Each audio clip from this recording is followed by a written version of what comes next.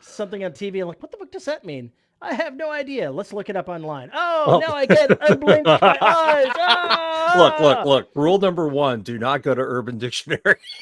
Rule number two: go to Urban Dictionary with trackers on it and blocking on.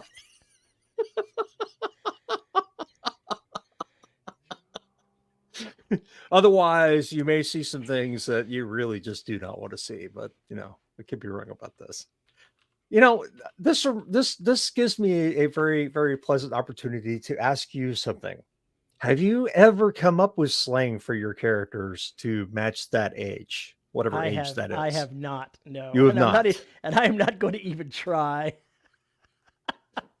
You're not done. Somebody suggested when I put up my word frequency of the uses of the word fuck from Scrivener, they were like, so frack. I was Now, like, I did see it. eh. Yeah, what did I see?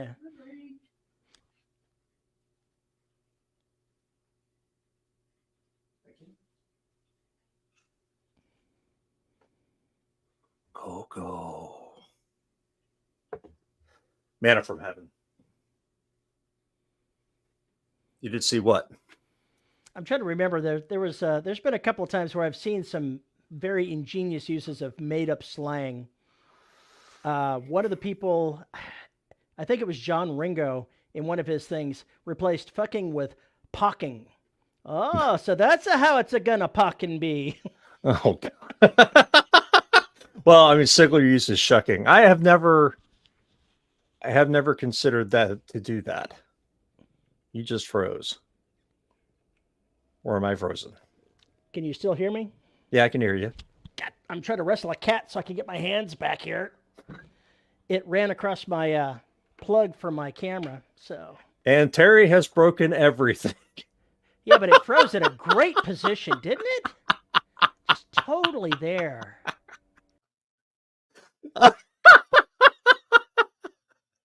This is a perfect time to say howdy, folks, and welcome to another episode of the Dead Robot Society.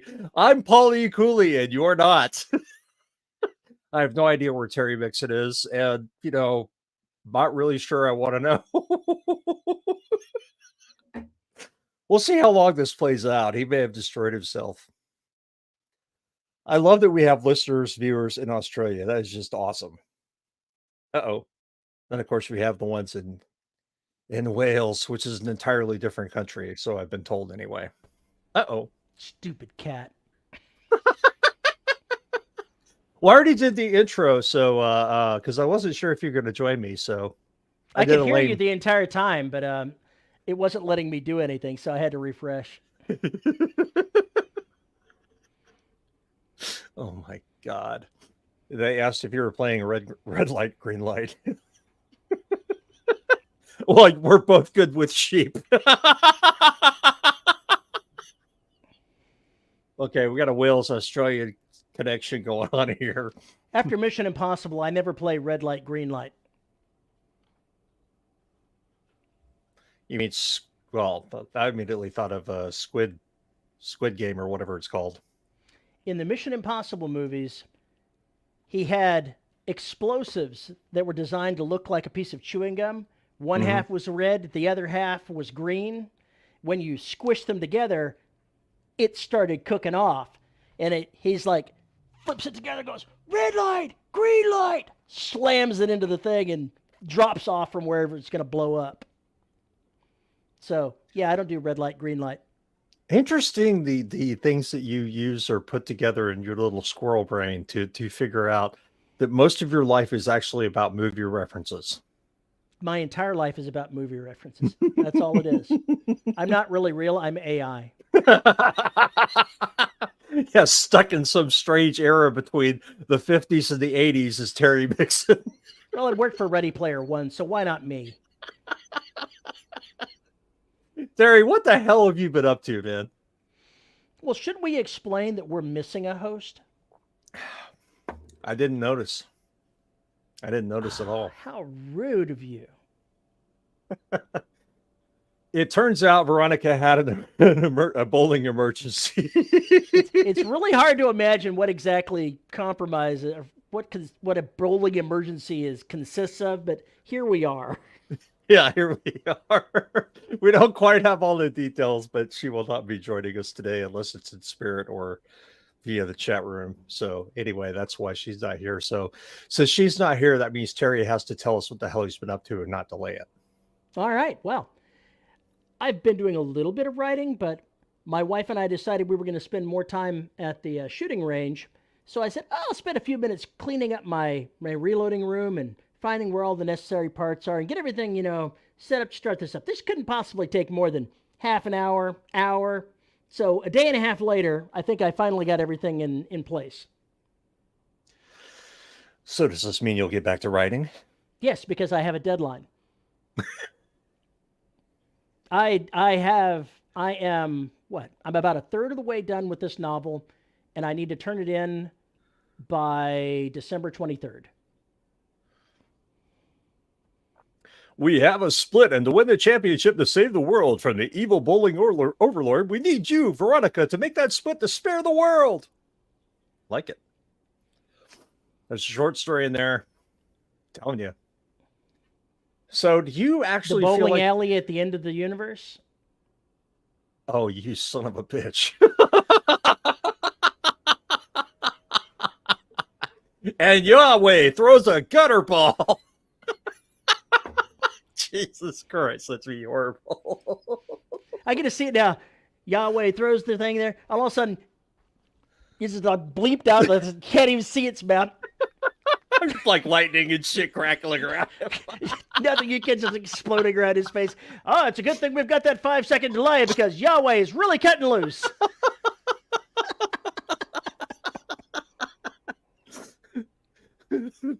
The bowler from Mystery Men.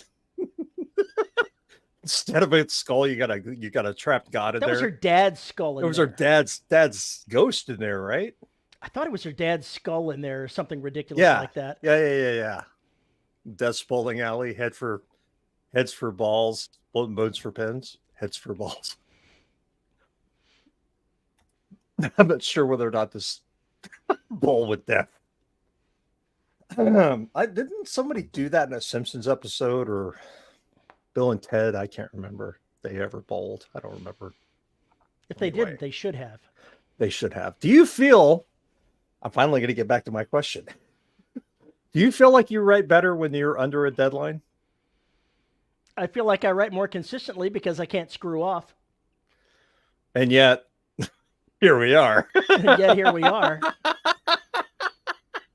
I try to write a chapter a day. Right. And if I bring up my spreadsheet, it's going to tell me, yeah, you've got 22 days left and you've got 20 chapters left. So what you going to do? As I've been told before, it's getting down to nut cutting time. It's yikes. Yeah, exactly. That's when that deadline approaches and you realize, you know what? Unless I double down and skip a couple meals, I ain't gonna make this deadline. Well, I might try to set it up to where I'm doing 3 sets instead of 2. So I'm doing my normal writing day is I write a chapter and then I read that chapter. So if I put 3 sets in there, I can write 2 chapters, read 1, the next day read 2 and write 1. Right. And get a little bit of catch-up time there. But that means that Donna can't, screw with my schedule. And I've got a doctor's appointment on Tuesday that I've got to go to. Things like that. So life is going to keep interfering, and I'm just going to have to try to keep making work. I've seen the cover that's coming out for this next book. I like it. I like it a lot. Well, that's cool. It's got an alien on it. And I'm like, oh, cool. Look at that alien. I guess I probably should include those aliens in this book. Well, stop. Why is there... Time out. Time out. First off, how fucked are you? Second off, how does that happen? I think that falls under the category of publisher confidentiality, so I can't say precisely. Okay, never mind. But I've probably pushed the edge by saying that there's an alien on the cover, but it's okay. I can make it work. Aliens are required. I have never had an See the alien on my problem here. covers. I will say a little bit more about it. I did mention that there's aliens that are involved in this. Unfortunately, the alien on the cover is one of two alien species. It's the other one, not the one that was actually involved in the book. So now I get to figure out how to weave the other one in. Luckily, I've got some runway left here. Alien turns out to be a person in a costume. Yeah, let's go with that, Terry. Well, why not? I'd have got away with it too if it wasn't for those pesky kids. I was going to say that's a Star Trek Scooby-Doo crossover, and I just can't do that. My brain is trying to explode from that. Wow. Oh, good God. Is everybody? It does kind of look like a gray. I have to confess. So there is that. With sausage fingers. I don't know that I saw the fingers. I only looked at the cover a little bit, so I don't remember if I could see the hands. Huh. I've always wondered why the digits are like extra long compared to the human, but I think that's just to make it really uncanny. All right, in that particular way. Now I'm going to have to actually go look and see if there are fingers, because now I simply must know. The alien is an alien in an alien costume. Alienception. Xander, it's good to see you again. Shut up. No, I don't see any fingers there, but that is a mean-looking alien. That alien, that alien. Okay. That is definitely the wrong alien species, but I can make this work. Terry, can the food machine in TNG make Scooby snacks? Yes. Sausage fingers for your pleasure. Ribbed for your pleasure. Ribbed and sausaged. So, how often do you come across good aliens, i.e., not a Star Trek type alien? It depends on what you mean by a Star Trek type alien. What qualifies as good? I mean, what are you looking for? Be a little clearer, because I'm not sure what we're aiming for. A species not going with nefarious goals. A species without nefarious goals, you say? Correct. I haven't run into one yet. In a book or a story? I mean, in the stuff I'm writing. Okay. There are elements of these alien societies that are, they're out for their own. And no, both the aliens that I've used thus far are humanoid, but one of them, well, maybe one of them is not humanoid. One of them is a symbiont, and it lives inside a non-sapient humanoid, but it's kind of like a worm. So maybe I like mine better. Maybe that's your good non-Star Trek alien. I'm not sure. An ancient trap. But seriously, ones that don't have a nefarious attitude and don't look like us.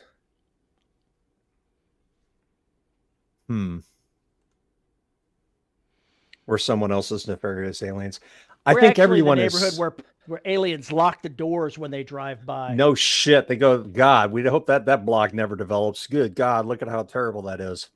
See, Tim's hit the thing here. He says, Goa'uld. And I say, yes, these aliens were a designed species that the first group of aliens made that were meant to be like the Goa'uld, to go ahead and subsume and take over other people. But the experiment failed. They couldn't do it. So basically now they're just aliens that live in unintelligent human hosts. Unintelligent human hosts. No, unintelligent humanoid host. Okay. It's basically a cow that looks like a person. Sort of like a person. Right, with a brain that's not its own. Well, it's got a brain, it's just an animal brain.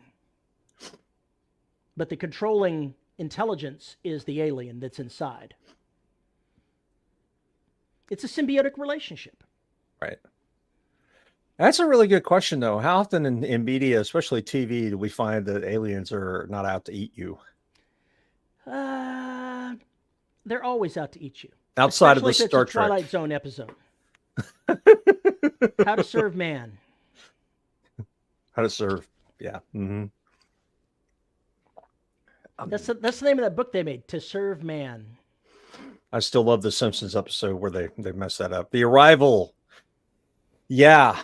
Arrival is definitely one. That is when in my top 10 sci-fi movies, I think. I really do. It's a lovely story, even though it's kind of jarring at times. Once you get to the end, you figure it out and it makes a whole lot more sense. But I did really enjoy that movie.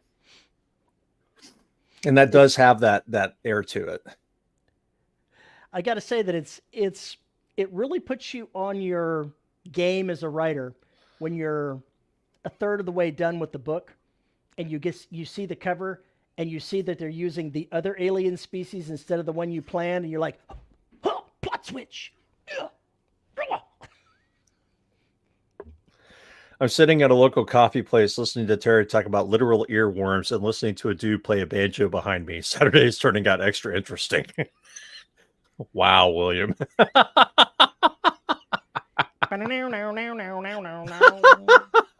Jesus. You found it painfully dull? Wow. Well, you're allowed to be wrong. So there. There, I said it. I haven't even told anybody what I'm up to. Why don't you tell us what you're up to? I am in hell. Oh, no. I missed my deadline. Where's the eject button? You've got to get out of here and write. I keep trying to finish the scenes, and they keep causing more scenes. I got close. I got really close. Pedal faster. I hear banjo music. Yeah, you've seen the shirt. Watch the episode. So I'm still working on Extinction, and I never knew writing kaiju stuff would be so goddamn complicated. Just gonna leave it at that. But apart from that, I'm gonna start brush off track 9 tonight and start going through it because it's next on the docket to get completed. So I'll just read that one while I'm working on this one, and that should hopefully make up for it. Paul has Paul Cooley syndrome. Yeah, you shush.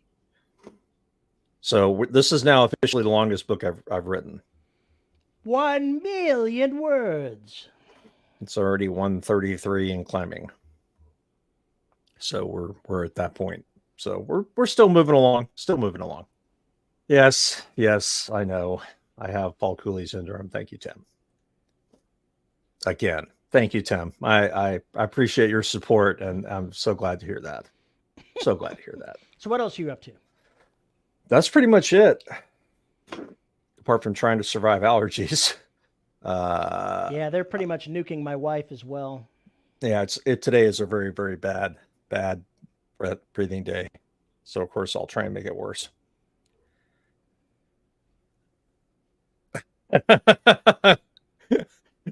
Max Tilsley says the most complicated thing about writing kaiju, the sanitation services to keep all this shit under control. You know, that my understanding is there is actually a comic book group whose job is to go clean stuff up after it gets destroyed. I can't remember what they're called, but they're kind of like a cleaning service like that. Some kind of department that comes in and like rebuilds the buildings and everything else that had been destroyed when Godzilla goes mucking around. And that series Nobilis does with kaiju, what's it called? Somebody in chat will know. It's got that kind of thing where they have to worry about cleaning up after the kaiju. Well, I don't worry about the destruction, but I do think you have to think about the poor bastards who are left trying to explain the mess to the public, right? It's like, okay, why didn't you know Godzilla was coming? Well, reasons, things, the Godzilla funding project got cut, yada yada. How are you going to pay for all this damage? We don't know. We're sending Godzilla a bill. The lawyers are working on it now. I mean, what the fuck do you say exactly? You have to wonder about those poor bastards. Terry, you don't wonder about these things? I don't. What do you wonder about? I wonder how writers can do things like interact with beta readers. That's the kind of thing that keeps me up at night. Are you trying to say you should form a relationship with your beta readers? Well, you know, Look, if you're the alpha and they're the betas, there's already a relationship. all right. Throw that horse shit out of the way. Let me tell you, you got to treat betas like the dirt they are. They're getting free books, free gold from you. They are lucky to have a chance to peek between the covers of what you have written before anybody else. Therefore, it should be their privilege to go through that book with a fine-toothed comb and tell you exactly what you want to hear. So That's great basically, and what awesome. you're saying is you don't need betas, you need gammas. I'm talking about abuse of the betas. Abuse your betas. Now, why do I say that? I don't believe any of that. I think Terry and I both use betas to a certain degree. I don't. Well, You don't anymore. You used to. That's not true. Personally, I don't, but my publisher does. Okay. All right. Fine. All right. Fine. But you were using Patreon sort of as that as well, correct? I don't really get any comments back from those guys. Really? Nope. That's one That of the is problems with betas. Even when you've got a set of beta readers, is you'll get one guy that wants to comment on everything. You'll get another guy that makes one comment that says, "Huh, that was great," and everything in between. Okay. So, what kind of beta reader would you want? You're not going to get the perfect beta reader. That doesn't happen. You have to deal with the human beings that you're going to get and accept that if you're going to have beta readers, you're going to need to specify what you're looking for. And if a beta doesn't meet up with those standards, you got to part ways.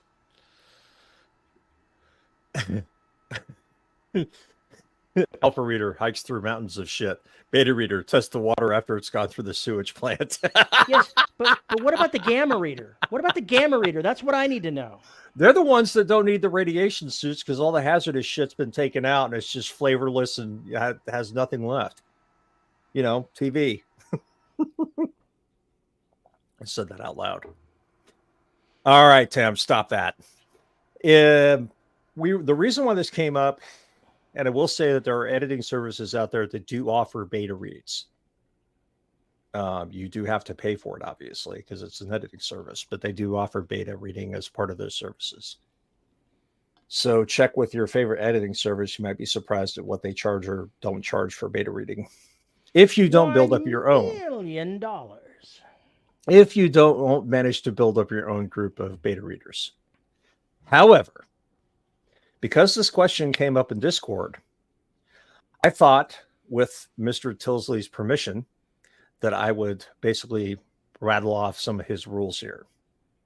Maybe rules is the wrong word. Maybe what he wants from his beta readers. You go with that? It's lovely that you're in chat today. I wonder if you read my mind. He says you need to be clear to beta readers what you want. And that is the question. So, he says, number one, what's the book about? Basically, you know, can they come back and tell you exactly, give you just basically a general feel for what the book, and you're not looking for, well, you know, I think the protagonist symbolizes blah blah blah and yada that fuck that. You know, I would like to know the A goes to B, goes to C, goes to D, goes to E. We run off into the sunset with F. Okay, great. Then we have that. We can talk about that. So basically, you go for what he says, A, B, C, D, which is what's awesome. Ask them what they remember from the book. Ask them what they loved, what sticks with them as the book, and what was their favorite part of the book. What's boring? Basically, what was their least favorite part of the book? And what's confusing? And he notes in here that can be mangled sentences to unclear descriptions. I would also offer its setting. So, like, for instance, if you're in the middle of a ship and suddenly people get turned around where you are in the ship in relation to what's going on, you may need to go back and give a little bit more direction or make it less obvious, make it less confusing somehow, some way. And then basically the what didn't you believe? just from character motivations to technology or plot devices, whatever. Did something feel contrived? Did it feel artificial? All of that. That's what you want of a beta reader. I always tell my beta readers not to worry if they come across, a word or, a single sentence. I really just want them there for content. And so often I get stuff on the editing and I'm like, oh God, I should have done a better job of this, because now they're bitching about that. And they're not paying attention to what I want them to pay attention to. So it just depends on what you want from the beta readers. But I like that. I like that list, Mr. Tilsley. Thank you for bringing that to our attention. I just love that. A quick questionnaire to gauge your feelings about specific elements. That's interesting. That is fascinating. We'll have to put all of this. It's already in Facebook. It's already in Discord. You spelt that in an interesting way. Verisimilitude. So I had nothing more really to say about that, because I think you just nailed it. It sounds like a tiger said it. It does, actually. It sounds like something you would hear an announcer say. It really does. Very similar to. I have no response to that, actually.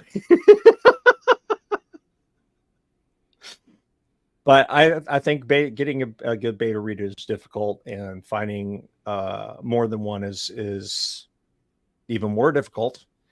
And I think once you get past 2, you may end up in the enviable position of being pulled 20 different ways, which is why I think it's nice to find somebody whose opinion you can kind of trust, and somebody to give you, an honest opinion. Brett says he's always scared to tell authors what I truly think, and go whole hog into being a critical beta reader versus just an emotional support reader. This sucks. Your character sucks.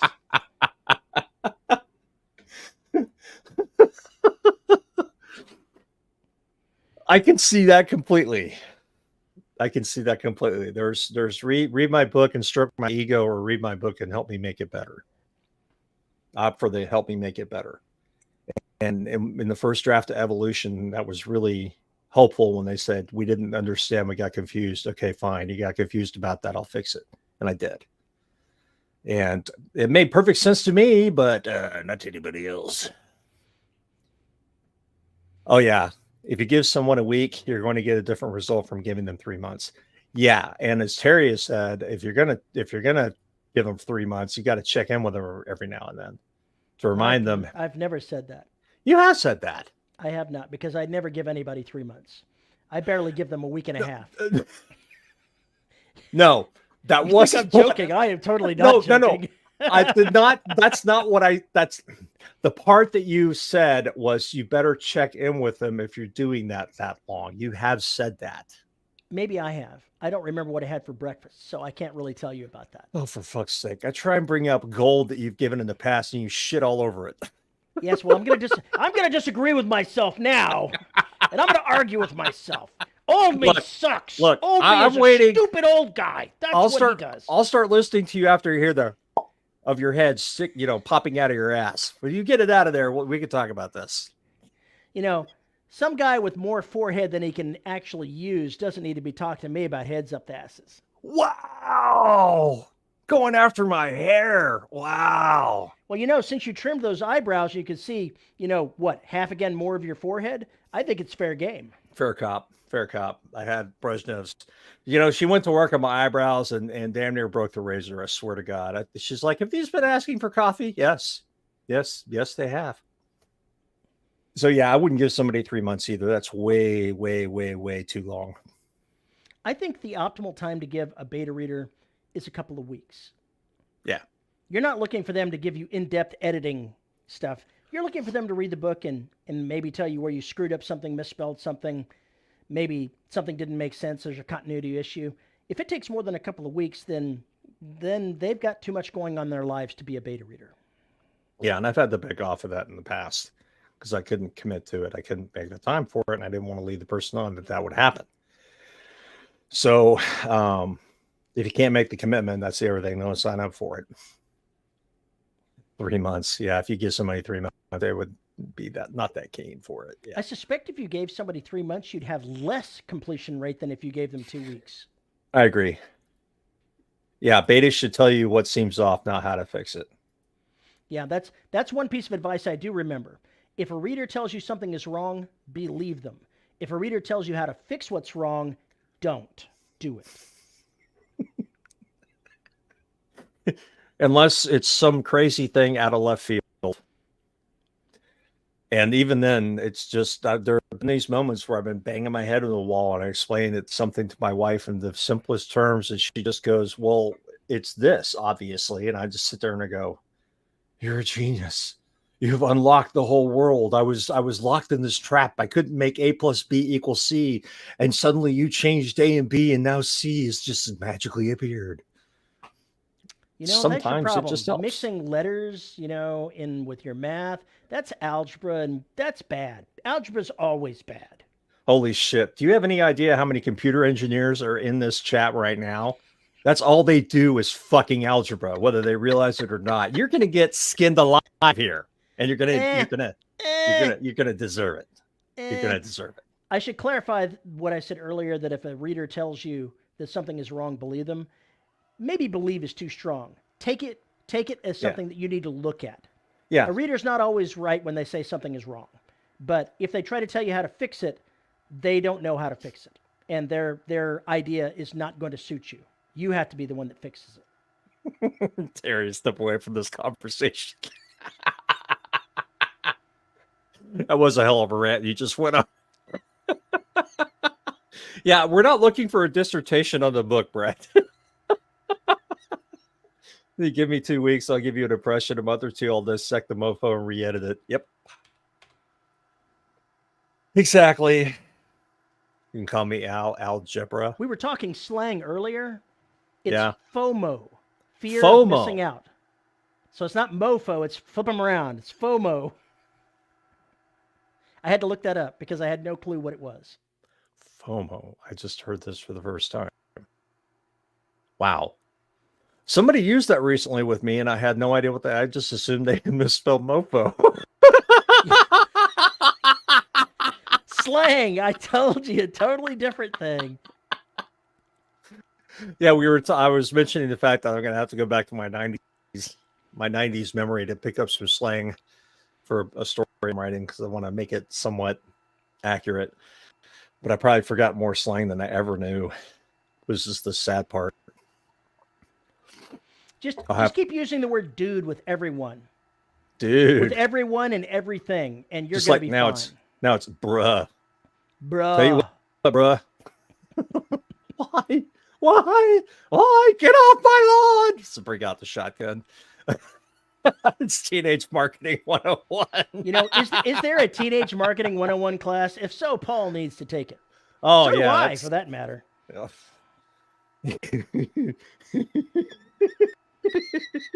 At this point, you need middle class, or not middle class, middle age. You're so far beyond, you just need to go back to middle age. 10 years ago, 20 years ago. Bruh. Yes, bruh. Oh my God. Yeah, I figured that had to come from Dog the Bounty Hunter. Didn't he used to say that all the time? Bruh. Is that a Hawaii thing? That horse shit. I believe that actually was there first. I think it came into the United States from Hawaii. I think they're the ones that started with the bruh. I think it started in England as bruv, but it could be wrong again. Maybe, I don't know. Could be wrong again. But I'm pretty sure I heard Dog the Bounty Hunter a couple of decades back going, bruh. It sounds like such a stoner surfer thing to say. Not that there's anything wrong with that. I'm just saying. All right, so we have skewered our beta readers, right? It started as Breviner. So brother and governor, Breviner. And then got shortened to Brev. Yeah. That's possible. Sure it did. That's possible. That's plausible. Of course, he may actually know who the hell hosts. I have my skeptical mask on. My bullshit detector's going off. I heard that, or he's reading Urban Dictionary. Well, I have no idea. We do have, yeah, it would have been bro originally, different brother. Okay.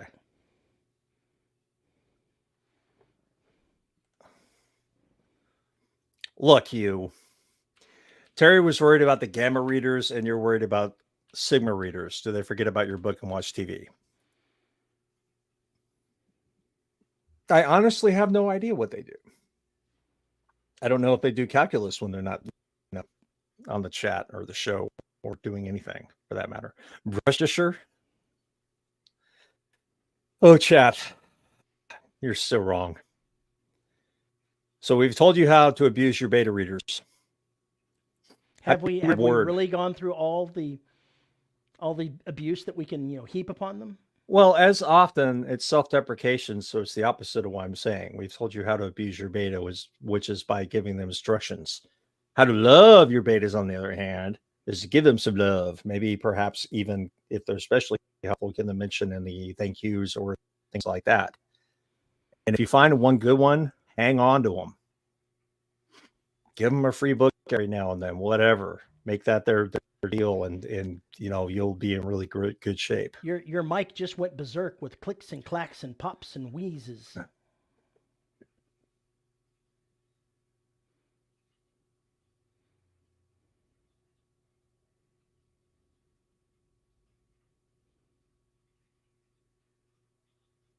You're muted.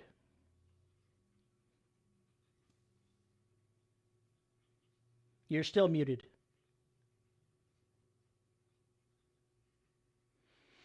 Ah, the blessed sound of silence.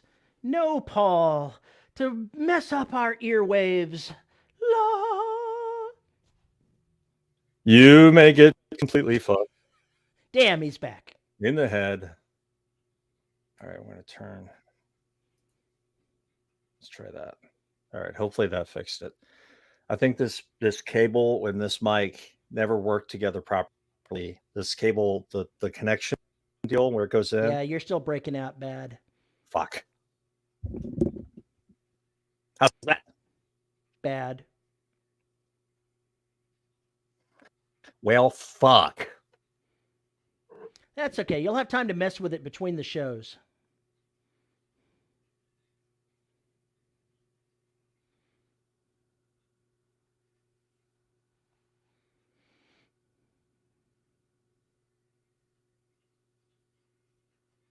Just look at that hair. Just look at that magnificent hair.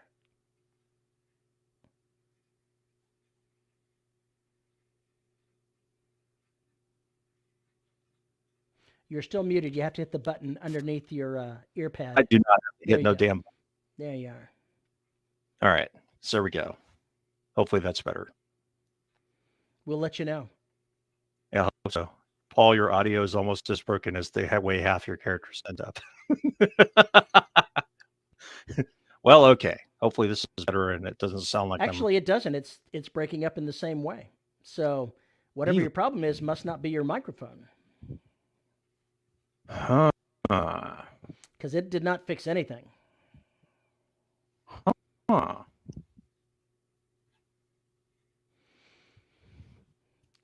Well, there's plenty of programmers here in this chat. They could go ahead and, start diagnosing you right now. How about now? Is that better? I'll let you know once we go on for a bit here. I'll let you know. Okay.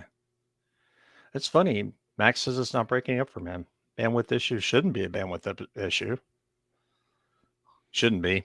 Anyway, hopefully that's better.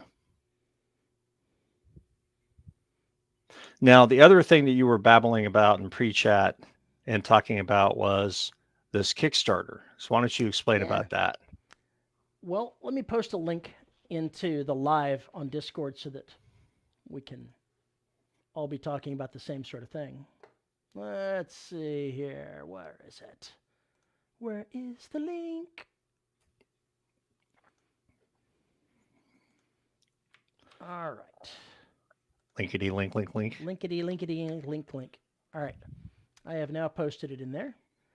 And what this is actually a program that somebody's developing for game masters for tabletop role-playing games. And I looked at some of the stuff on it. I said, this would be decent for writers that were trying to use things like for a story bible, or timelining or things like that. And it made me start thinking, there's a lot of things that a game master might use that a novelist could also use. And there it be. Yeah.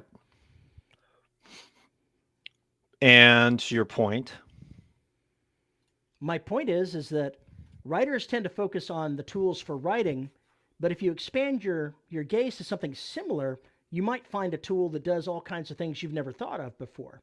And there are a bunch of things that would be useful for, say, story bibling and timelining. Um, World Anvil is also something else that is a good one.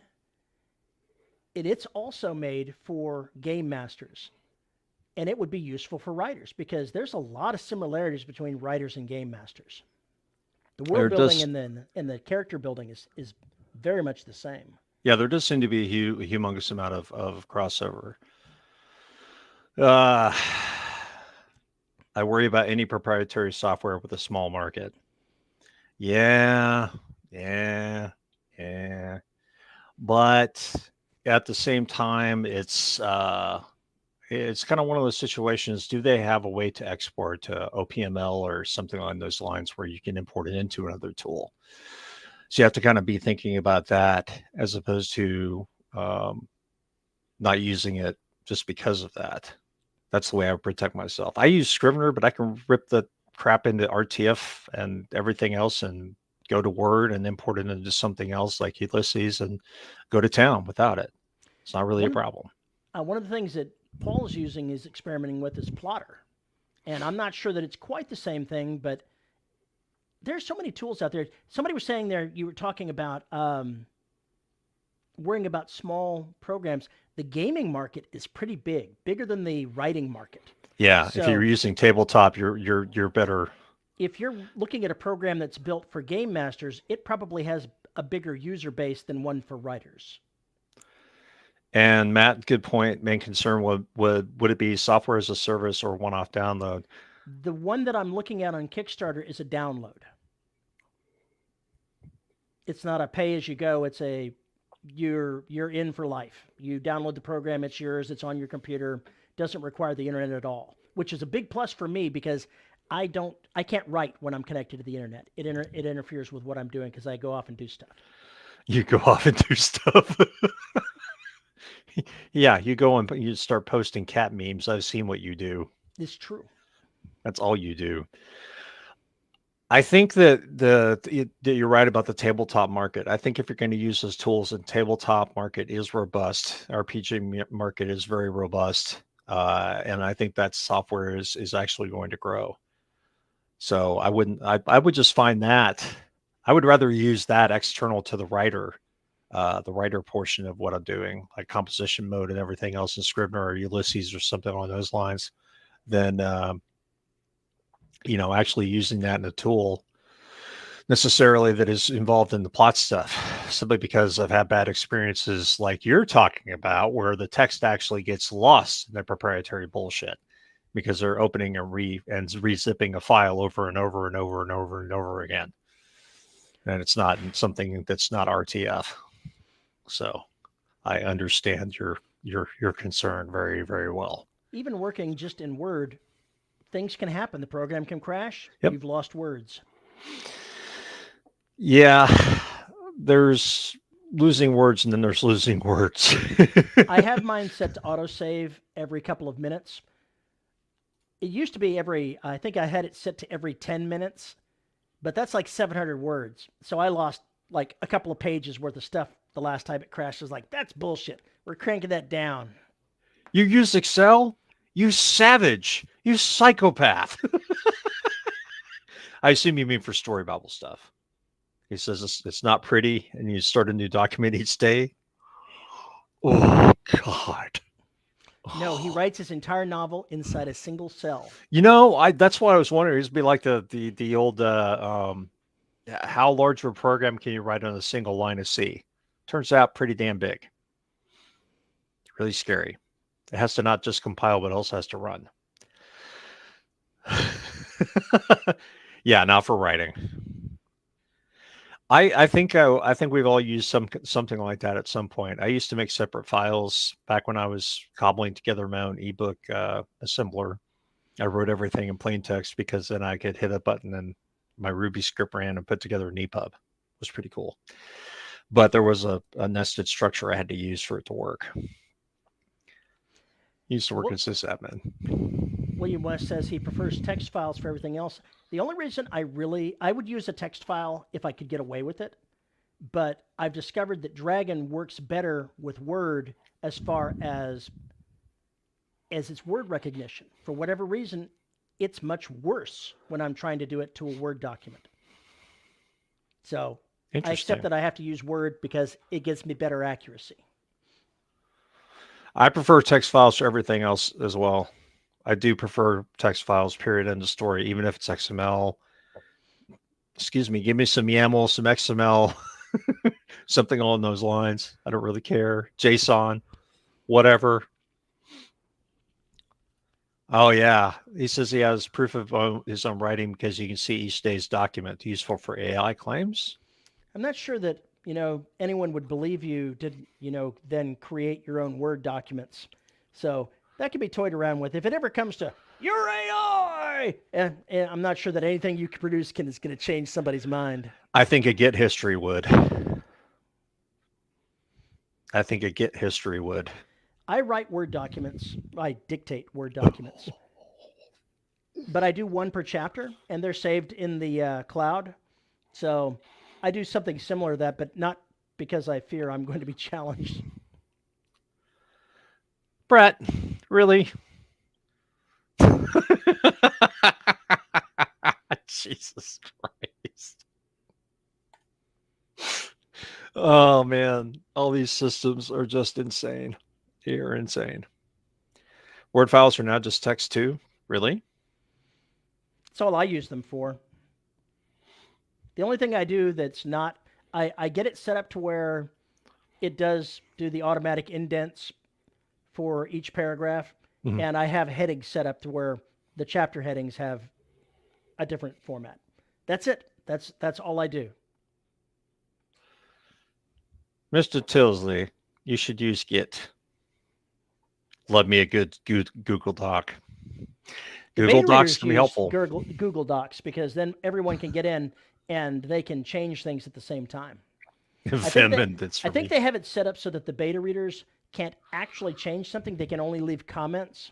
So they can't, like delete words of your own writing. You have to decide whether or not you're going to change something. Yeah, they can view and comment but not edit. Exactly.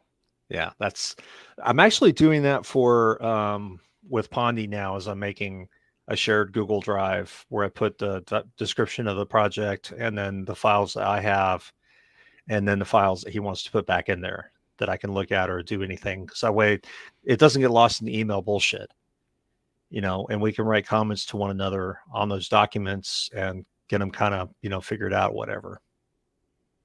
So I think that's the way we're probably going to do it from now on, I hope. Matt says, odd one. Do you know the insult Git came from a Gaelic word, something like Geet, meaning the illegitimate son of a whore? Get out of here.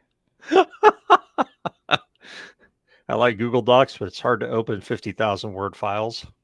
Yeah, that's why. Well, actually, that's not true. Google Docs, they do the entire novel at the same time. It seems to work just fine. Maybe you just have a really slow internet connection for upload. Maybe. I just never ran into a problem with that, but I'm not hosting it either, so I'm just as much of a user as the betas on there, because the editor is the one in charge. I see how it works. I see how it is. Yeah, the only thing I have is I have authority to change the document. I can change the words. Obviously, if the author is going in to correct beta things, he's got to be able to change the words. Yeah, this is very true. We have so many tools these days that we didn't used to have access to. And I think more and more of them are becoming kind of free and streamlined because they're kind of reaching critical mass. And you have, of course, the flagship stuff that's out there. And you have to wonder where some of these projects are going to end up. A lot of them are going to die. You're going to see a lot of different things, pop up. You just kind of have to, if you're going to use one, just have to be kind of cognizant of the health of that project or the health of that company that is behind, standing behind that software. I used I used a licensed version of Together J for 9 years. 9 years, never upgraded it. And I had to constantly downgrade version of Java to use it. But I was not giving that up. You had to take it away with my cold dead fingers because I did all the Java architecture and desperately needed it, but then they didn't have access to it anymore. Well, I kept it around. It's just like if some of these apps that really work for you, you just basically keep using them until they're dead, as long as the files will transfer. So I've been there, done that. I miss it. I really do miss it. You can open million word files with Vim without issue. Yeah, because you don't need to read to the end. That's the problem with you. They're not progressive.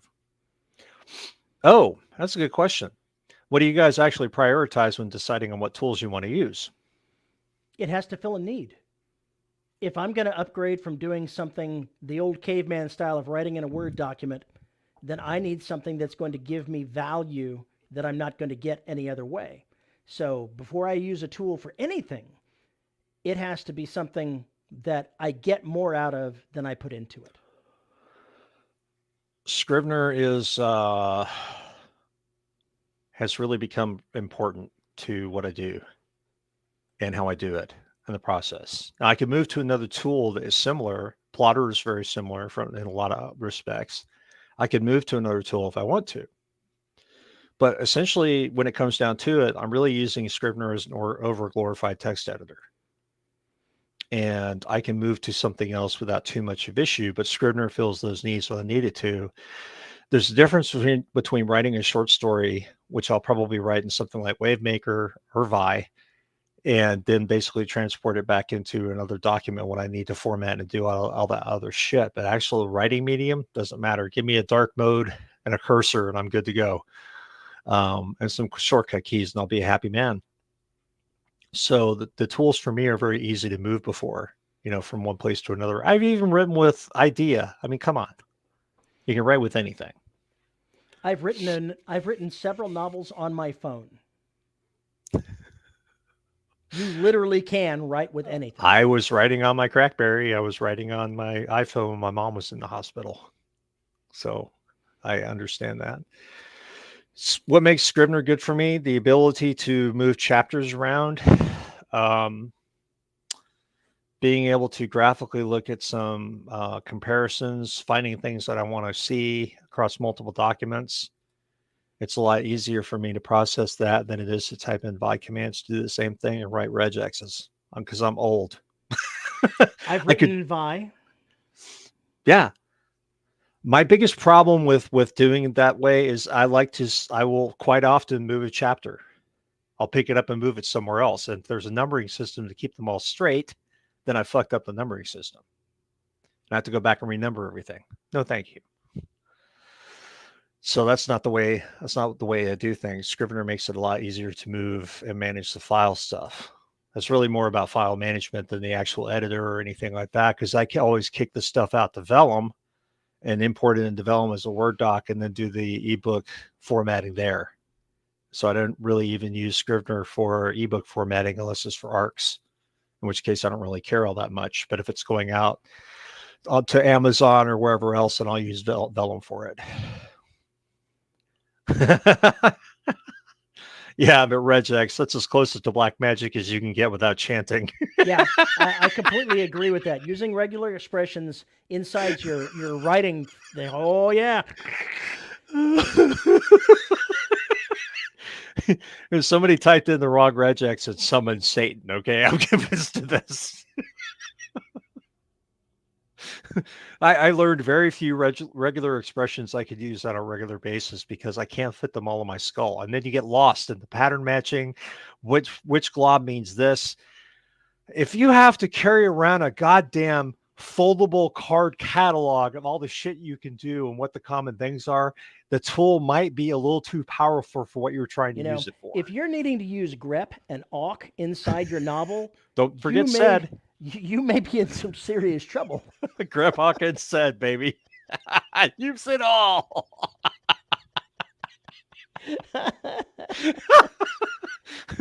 Vi, with the aid of Grep Hawkins said. That sounds totally good.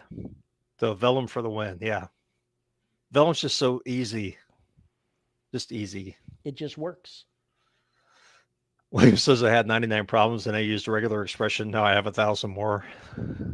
Yeah, seems legit. Definitely sounds legit. I knew some people who could just do regex just off the top of their head. They've been called drooling Unix geniuses before, but these are actually kind of hip people. Just brains that I'll never understand. I do not have their IQ. You know, if only that worked. If you could turn your book on and off again and solve your problem with the book. Well, Paul's already discovered that he can turn his characters off.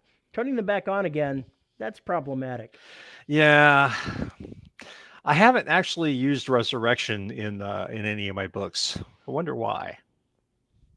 It's kind of hard to be resurrected when you've been reduced to atoms. Just saying. Could be wrong. We got a couple minutes left, folks. Oh, any other software that is handy for writers that may not be obviously so. Eon Timeline, which will integrate with Scrivener. RPG books. I can't remember the name of the software I was using for modeling house fires. I can't remember the name of it. You discovered a new program online that lets you get all the effects of a nuclear detonation. Oh yeah, that's right. I have to go look that up again. Yeah, because we're talking about kilotonnage. So yeah, that's another one. I think you put that one in a live last week. I think I did, yeah. So scroll up a bit in live and you'll find that one. Yeah, that was helpful. Looking at what 711 kiloton explosions looks like. I can tell you, folks, it ain't good. Nothing good will come of it. Nothing. Absolutely nothing good will come.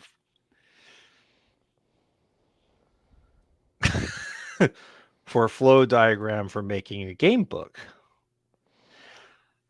I've tried to use flow diagrams for things, but I didn't have a decent program that could use them without just seemed to take a lot of work to make it happen. Yeah, I think that's what he's saying. Huh.